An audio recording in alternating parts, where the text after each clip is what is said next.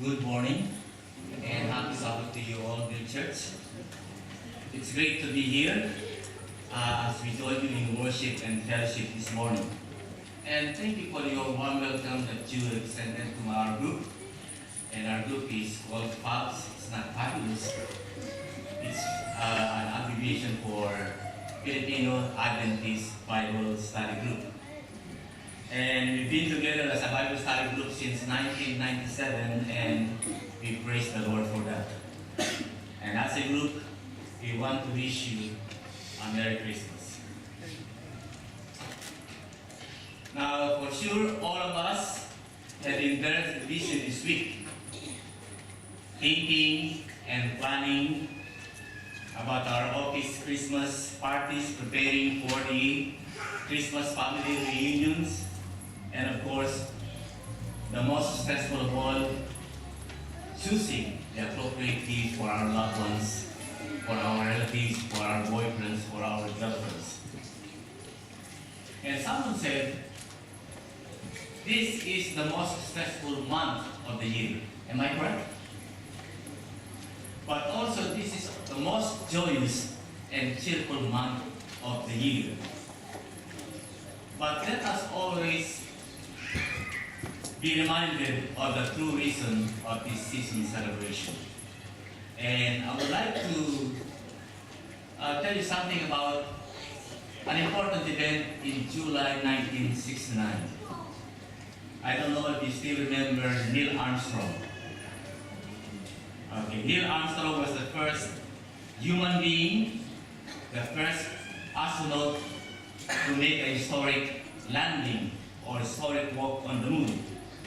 And he made a statement which is still ringing in my ears because I was 14 years old at the time. I was studying the Catholic seminary, and the priest and the principal suspended all the classes for us to have a time to view this historic landing on the moon. And he said this: a small step for man, but a great leap for humankind. And this is from Neil Armstrong of Apollo 11. Now, when Apollo 15 came, James Irwin was one of the astronauts who landed or walked in the moon. And upon returning from the mission, he said this: what is more important than man's landing on the moon? It is God's landing on Earth 2,000 years ago. I think all of us will agree with James Irwin. And after so many further landings on the moon is still there and hasn't changed a bit, except for some human footprints and the US flag that was planted by the astronauts. But when God through Christ landed on this earth, many things have happened. The availability of forgiveness of sins, transformation of sinners, and hope for the resurrection, and the removal of barriers and equality of men and women, and the gift of salvation to all mankind. God, who seems to be remote, has become Emmanuel, which means God with us. And this is, I think, the true reason for the season.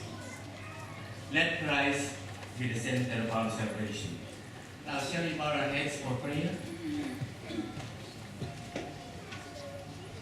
Dear Lord, as we continue to worship and give praise to Thee, prepare our hearts and minds to receive the spiritual nourishment that we need as we study Your Word this morning.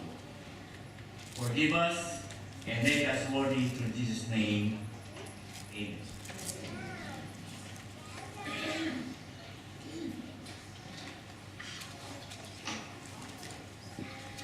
In your church bulletin, you may have noticed that the title of the ceremony is Perfect Time. That is the hourglass, which represents time. Time is one of the most important words today in our fast-paced society. Every creature and everything in creation in time is time dependent. In the world's most developed countries like Australia, United States, United Kingdom, time is of the essence, which means time is very important for us in the most developed countries. And we know that the world operates by time. From the abundance of cliches and idioms about time that we use every day, we always say, it's a matter of time. A race against time. Do you have the time? We're living in a borrowed time. Are you spending quality time with your family? Just to name a few. But time has not always existed. And we measure time by seconds, minutes, hours, days, weeks, months, years, centuries, and millenniums. And all of these measurements of time depend on the revolution and rotation of the planets around the sun. But before the sun, before the moon, the stars and the planets, there was no time at all. Yet God existed and God was. And one day, according to the Bible that we often read, it tells us that there will be no more time, only eternity, yet we will still exist. Now, we often talk about not having enough time. Why haven't you finished your Christmas shopping? And do you know what the shops did in order for us to have time shopping? They extended hours until 9 o'clock. And even some of the shops extended until midnight so that we can have time to choose the appropriate gifts for our relatives and loved ones. But the truth is, we all have the same amount of time wherever we are and whenever you go. We have 24 hours a day, 7 days a week, 52 weeks, a year, and what we do with our time just only shows our priorities in life. Is that true? And as believers, time is a matter of stewardship, and we are accountable on how we use it. But when we think about time, we naturally begin to think of timing. And therein lies the conflict with the timing of the time. Have you ever found yourself saying that timing could not have been worse? Or the timing could not have been better? When the timing is great, this is our action. We tend to thank God and praise God always. Count our blessings and move on. We have no conflicts. We have no problems. And we're all excited because time is for us. But when the time is bad, what is our reaction? We begin to struggle. Think about some of our actions to bad timing. Like Moses, when he was called by God, "Why me, Lord? Why now? Make it later. God, do you even care? God, where are you at this time?" And let us put our situation in the case of Mary, who struggled with timing. Mary might have felt the timing of Christ's birth was bad because her marriage was not yet consummated. They hadn't had a relationship, but she was found to be pregnant. And how would it look to her family and friends? Security issues are involved, and the Roman census had totally disrupted all the plans of Mary for the coming baby. And she was planning on having this baby in Nazareth with her family and loved ones. And then the census from Caesar came and interrupted the plans of Joseph and Mary. And they had no choice. And even the housing situation is inadequate. And Mary listens to Joseph as he explains they're going to stay in the cave because there is no room in the hotel. And if we are in Mary's situation, and we say, if this is God's will and God's perfect timing, and he would have said, no way. We can relate to this, can we? How often things have happened and you've said, this can't be God's time. Why is this happening now? I had other plans. And this does not make any sense at all.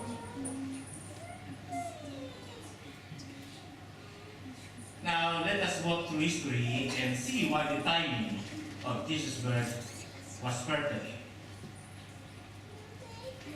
First of all, God chose the time of the dispersion of the Jews when Jesus was born in Bethlehem.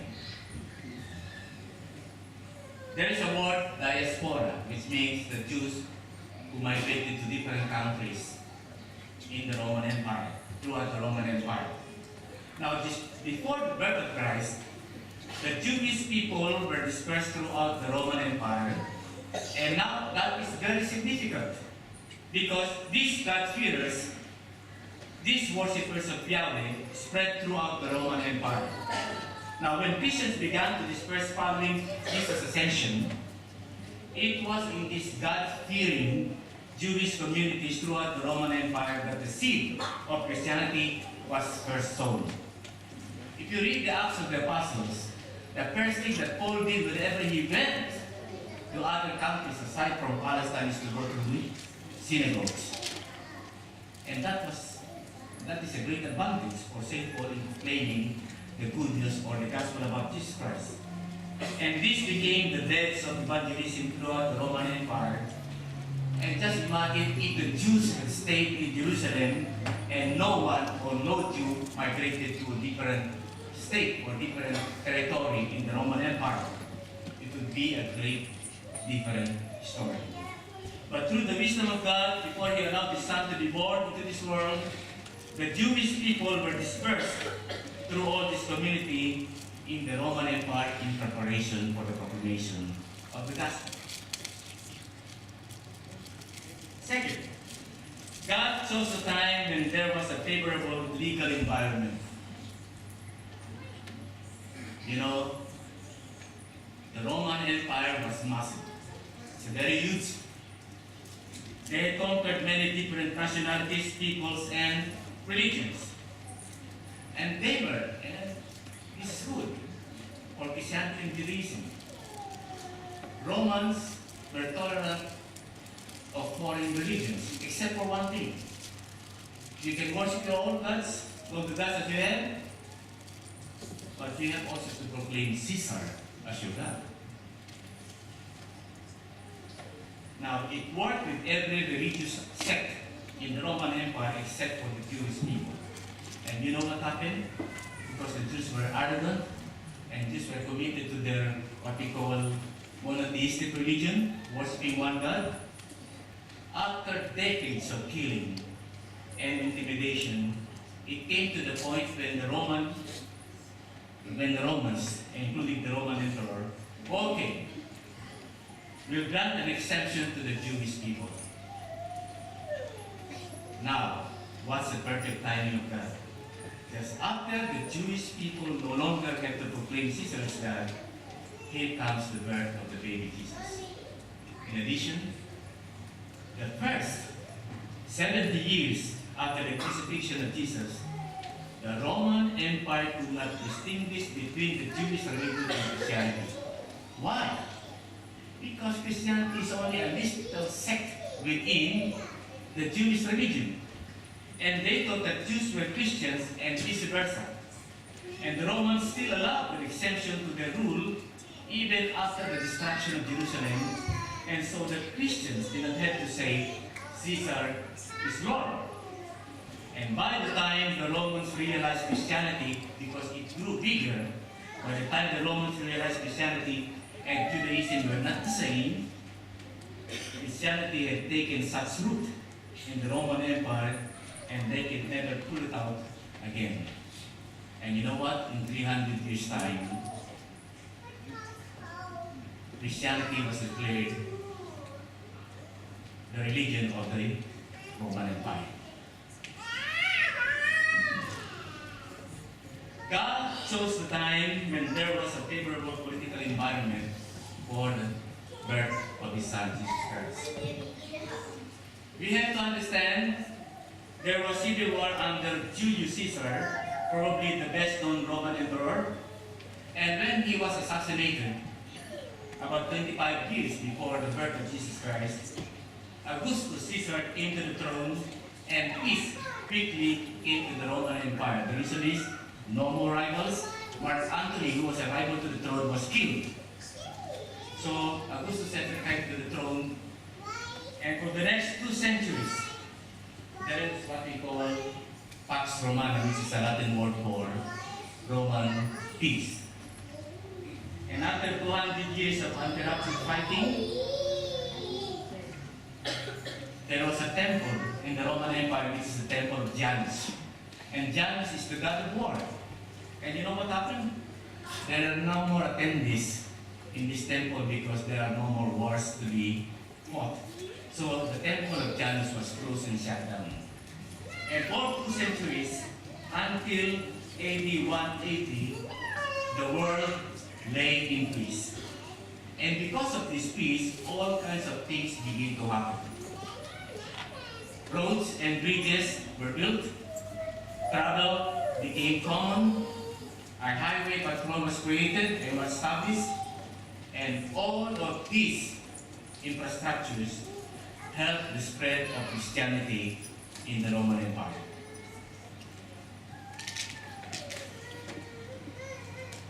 God chose the time when there was a favorable cultural environment for the birth of His Son. What do I mean? You remember the Tower of Babel? Before the Tower of Babel, there is only one language according to the Bible. And after the Tower of Babel, Babel means confusion, Babylon. After the Tower of Babel, there was confusion and people talked in their own different languages. But for the very first time since the Tower of Babel, the world was united by a single language. Is that an advantage? Like what we are experiencing today. We have what we call the international language, English.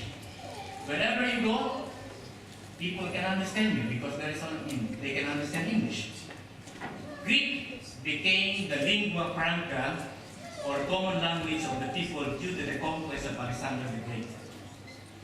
And the same could not be said before the time of Christ. And it was said, according to history, a person or any one of us could travel the entire known world from India to the United Kingdom and never be out of touch with what is going on around it. Greek, the language of the world, was in place. And remember, our Bible, it's got the Old Testament and the New Testament.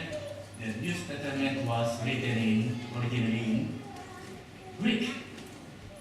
And the good news about Jesus was quickly understood because there is a universal language, Greek language. God chose when there was a time of favorable philosophical environment. You know these people, philosophers, Greek philosophers. We have Plato, Aristotle, Socrates.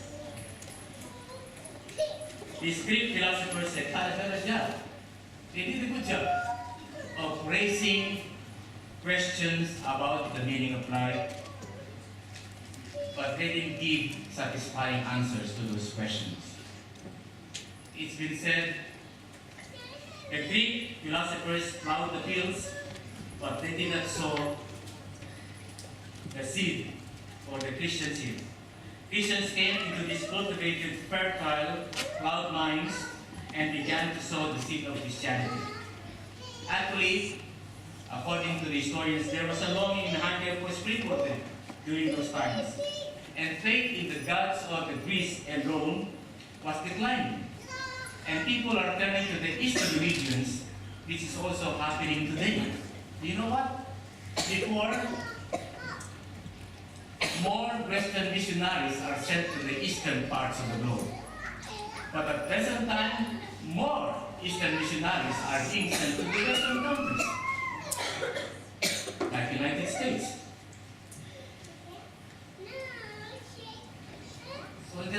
those things, on the light of the Bible and history, God's timing was perfect when Jesus was born 2,000 years ago in Bethlehem.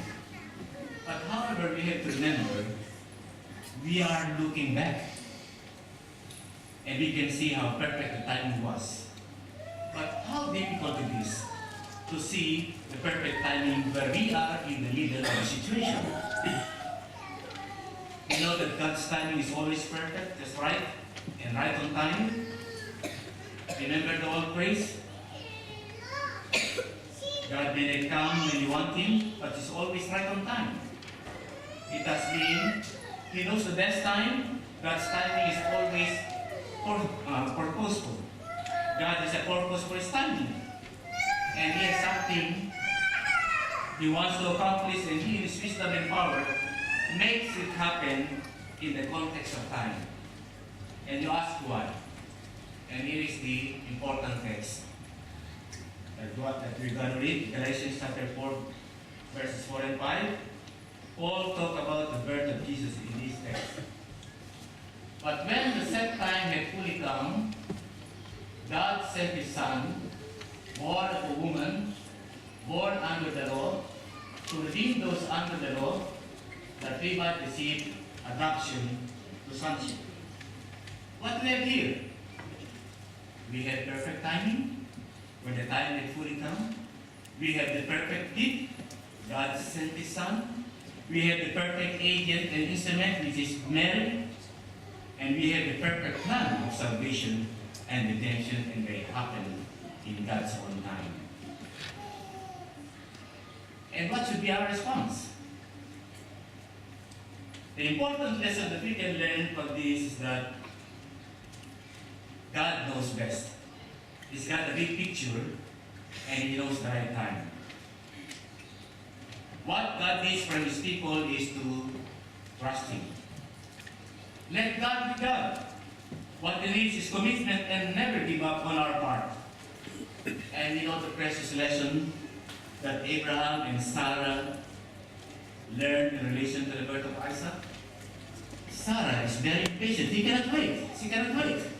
So what did Sarah do? Here is my servant. Make love to him. But what was the result? It was God's will. It was God's timing. So they had to wait for the birth of Isaac, which is God's will. Now, from our human perspective, we think the time is bad. But we need to trust that God knows best always. Now, let me tell you this true story. You know, most of us know President Richard Nixon, the late President Richard Nixon. Chuck Colson is a special counsel to Richard Nixon. And unfortunately, very sad, Richard Nixon of the United States resigned because of his lying and is no longer fit to become the President of the United States. And when Nixon resigned, all of his members of the cabinet were indicted, and some of them were in prison. And Chuck Colson was one of them.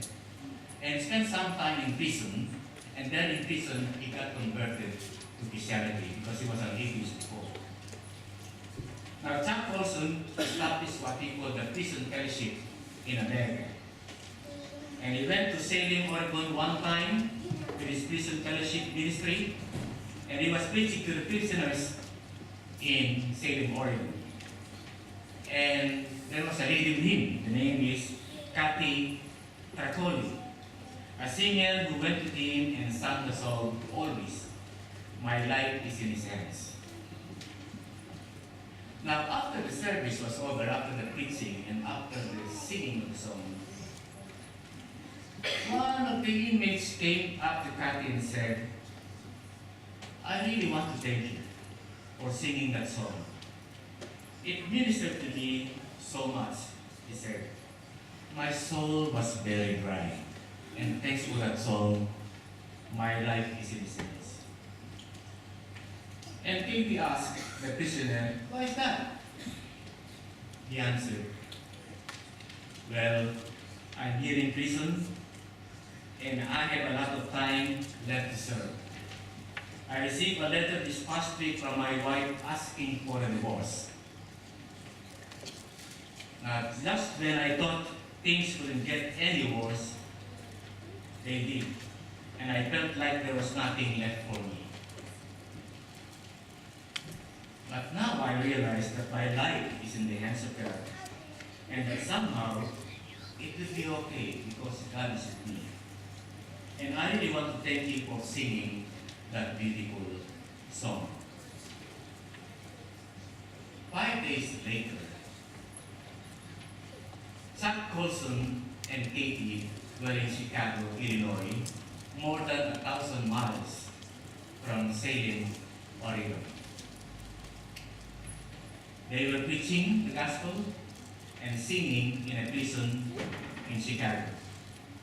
And Kathy sang the same song again, "My life is in your hands." After the singing,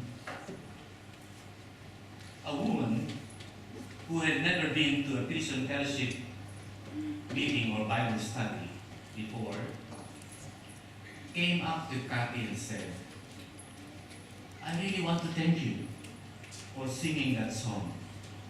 My soul has been very dry." Have you noticed? Almost the same exact words. Again, Kathy asked, "Why?"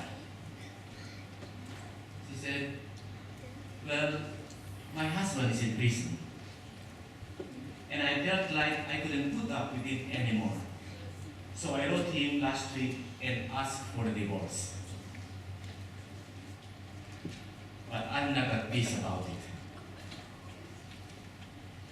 Her husband was the man they had met back in Salem, Oregon.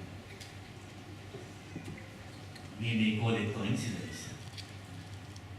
But with God, everything is carefully planned. Katie was able to minister to her, and God is healing the marriage and bringing them back together again. Praise the Lord. Now, it doesn't always happen like that, does it? You don't always get instant answers to your prayers. It doesn't always work out the way we hope it will.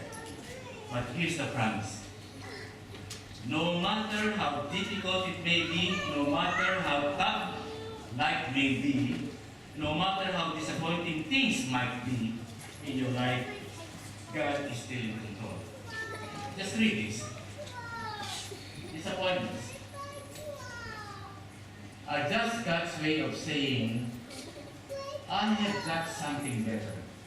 Be patient, have faith, and trust God." What I'm saying this morning is, God's timing is perfect and purposeful. We can trust Him and make the most of the opportunities, and He's given it to us in His time. Think about events in your life. Think about what's happening right now. Do you question God's timing? He has His hand on you and He's involved in your life, in our lives. Do you have any problems or situations you need to relinquish to the authority of God? Jesus is still saying today, "Come unto me and I'll give you rest." We have to trust Him, His timing, and allow Him to do in and to us whatever He desires. When God works, it's always perfect timing. And let me share with you some motivations. The Bible never once says, "Figure it out." But over and over it says, "Trust God. He's already got it all figured out."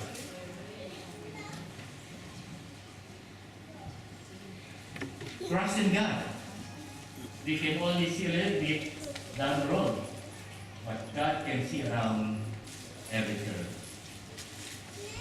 Most of us are nearsighted, narrow-minded. The call to us give it to God and let God be God. And let's trust Him and let's commit our race to God.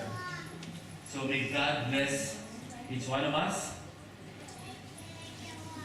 When God works, it's always perfect timing. May the Spirit and the blessings of Christmas be upon us. Merry Christmas, everyone. Thank you.